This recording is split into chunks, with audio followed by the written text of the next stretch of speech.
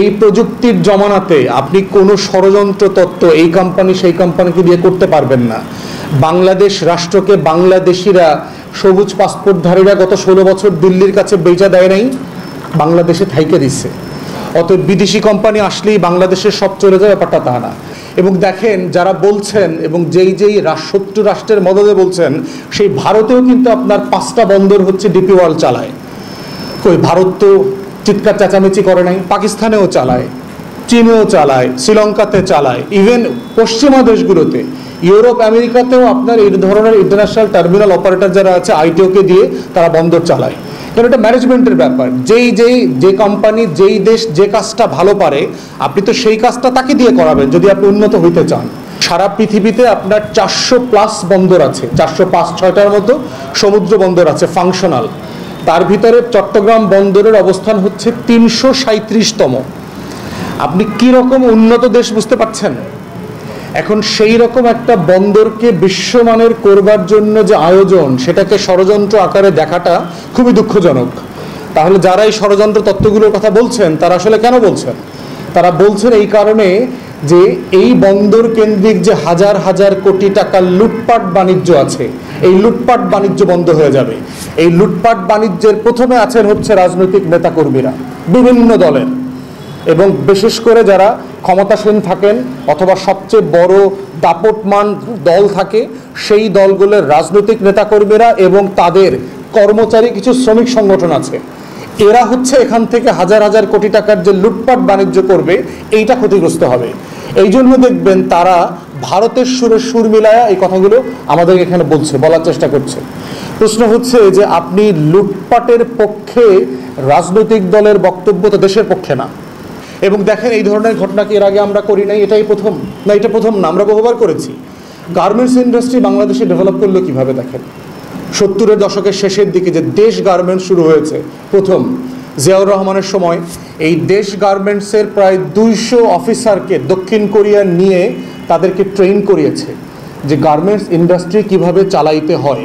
কারণ তখন দক্ষিণ কোরিয়া গার্মেন্টস ইন্ডাস্ট্রিতে খুবই টপে ছিল, উপরের দিকে ছিল, কিন্তু তারা এই ইন্ডাস্ট্রিটাকে আস্তে আস্তে ক্লোজ করে তারা হাইটেক ইন্ডাস্ট্রিতে যাবে বলে সিদ্ধান্ত নিয়েছে। তারা চাচ্ছিল বন্ধুপ্রতিম কোনো দেশকে দিয়ে তারা এই ইন্ডাস্ট্রিটাকে শিফট করে ফেলবে। বাংলাদেশের এই গার্মেন্টস শিল্পের যেই 200 অফিসারকে দক্ষিণ কোরিয়া ট্রেন করিয়েছে, তারা 80-র দশকে অলমোস্ট সবাই গার্মেন্টসের মালিক হয়েছেন এবং শত শত হাজার হাজার কোটি টাকার মালিক হয়েছে।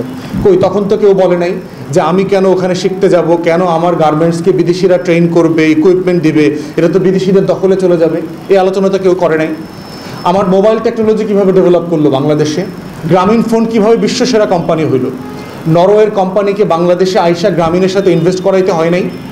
গ্রামীণ তো সাডেনলি গ্রাম থেকে আইসা গ্রামীণ হয়ে যায় নাই, সে তো নৌকা চালাইতে চালাইতে গ্রামীণ ফোন হয়ে যায় নাই, তাকে বিদেশি কোম্পানি এসে তাকে হাইটেক বানাইতে হয়েছে এবং এখন সে বিশ্বের অন্যতম সেরা টেলিকম কোম্পানি।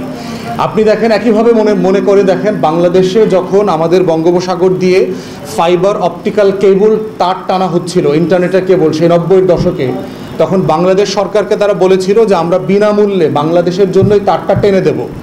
তখনও বাংলাদেশের এই গুজব এবং ষড়যন্ত্রকারীরা, লুটপাট বাণিজ্যকারীরা, তারা এটা করতে দেয় নাই যে বাংলাদেশের সব গোপন তথ্য নাকি ফাঁস হয়ে যাবে।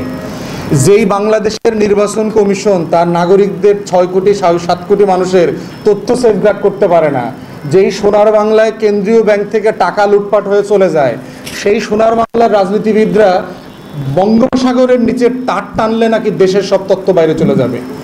কিভাবে আমার দেশকে পিছায় রেখেছে তারা দেখেন 20-30 বছর। সেই কেবল কিন্তু বাংলাদেশকে টানতে হইছে পকেটের টাকা দিয়ে করছে কেন? তখন আবার কমিশন বাণিজ্য হয়েছে, তখন লুটপাট করা গেছে, আহা কি আনন্দ আকাশে বাতাসে। ওই তারে এখন আর ষড়যন্ত্র নাই, যেহেতু ওই তারের কিছু তারের টাকা আমার পকেটেও আসছে।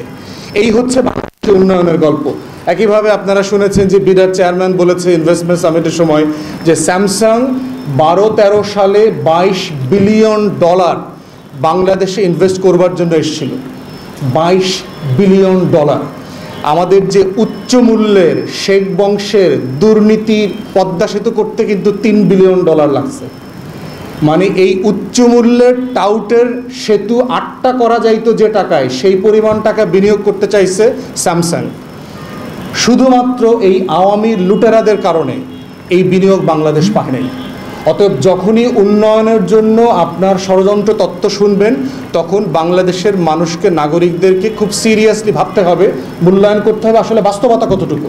অবশ্যই আমরা আমার জাতীয় স্বার্থ দেখব, কিন্তু স্বার্থ দেখা মানে কি সবাই কুড়ে ঘরে থাকবো, আমি উন্নত হব না, আমি দুনিয়ার সাথে কানেক্টেড হব না? অতএব সেই জায়গায় আমাদের অবস্থান খুব পরিষ্কার। আমরা উন্নয়নের এই যে মহিষোপান আছে, এই সোপানের সাথে আমরা কানেক্টেড হইতে চাই।